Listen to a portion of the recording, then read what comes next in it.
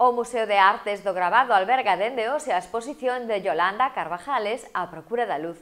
Esta mañá tiña lugar a inauguración da mostra na que participaron o tenente de alcalde de Ribeira, Emilio Pérez, o director do museo, Pastor Rodríguez, o comisario da mostra, Carlos Bernárdez, e a autora, Yolanda Carvajales.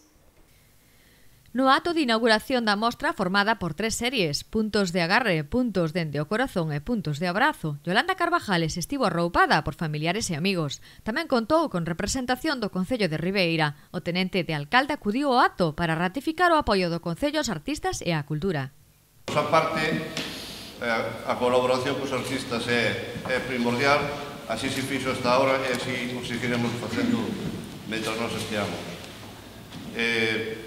Neste caso, tócalle a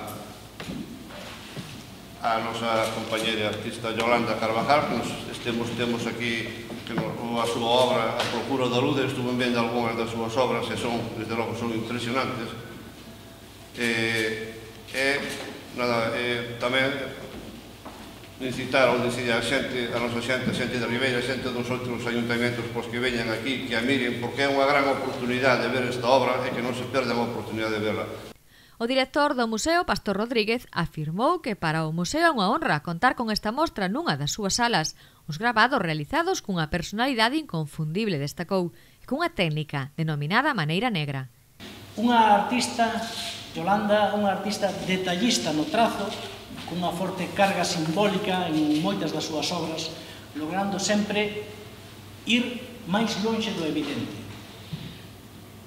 Pluralidade nas técnicas do gravado, mesotintas, augafortes, augatintas, gravado ao azucre, o gofrado, as técnicas mixtas, abraia esta pluralidade para o logro dunha obra trascendente, fortemente poética, simbólica, pero preservando sempre a intimidade e a pureza que é característica na obra de Yolanda.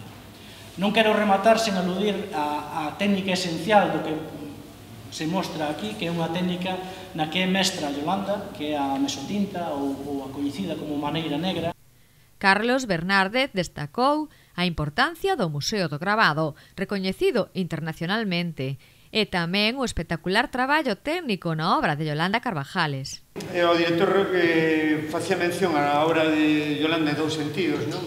Os que un deles non me vou parar xa, porque me parece que é moi evidente e que é o tema do traballo técnico, non? E do enorme valor desde o punto de vista formal que ten a obra de Yolanda, que é tan indiscutible que só hai que simplemente botar unha ollada ao traballo dela para evidencialo que facía, pero tamén facía mención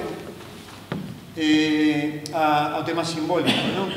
E realmente vou falar brevemente dese aspecto que normalmente queda un pouco na figura do traballo de Yolanda nun segundo plano, porque é tan espectacular o traballo técnico que está detrás dela, non? Que ás veces queda en segundo plano o aspecto do que nos conta o traballo de Yolanda.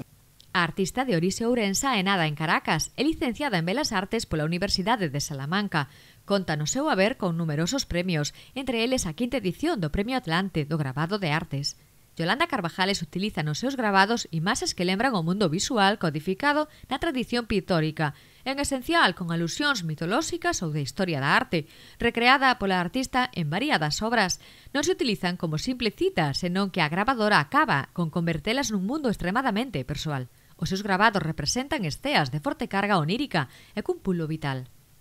Non inventei nada, inventáronse ali por Ludwig von Siegen, un soldado alemán, en 1642, empezou a granear planchas en Ámsterdam, na época de Rembrandt. É dicir, eu intento decir cousas con esa técnica hoxe, pero non é nada novidoso no sentido de que xa se creou hai moitos anos, moito tempo atrás. Ao principio, pois sí, empregábase un pouquiño como reproducción de pinturas, un pouco para facer difusión de obras de arte en xeral, porque é unha técnica que permite, pois, a veces que coa elaboración facer casi reproduccións fotográficas por a escala de grises, non? Pero que despois, de que no 19 apareceu a fotografía, pois deixei un pouco de liberdade tamén á técnica para que os artistas pois podan decir algo máis. A inauguración estivo amenizada pola música de arpa de Alba Barreiro. A mostra pode visitarse ata o 31 de xaneiro. As persoas que visiten a mostra poden optar ao sorteo dunha das obras por xentileza da artista. Para elo deben fotografarse cun dos cadros expostos e subilo ao Facebook ou ao Twitter do Museo do Gravado.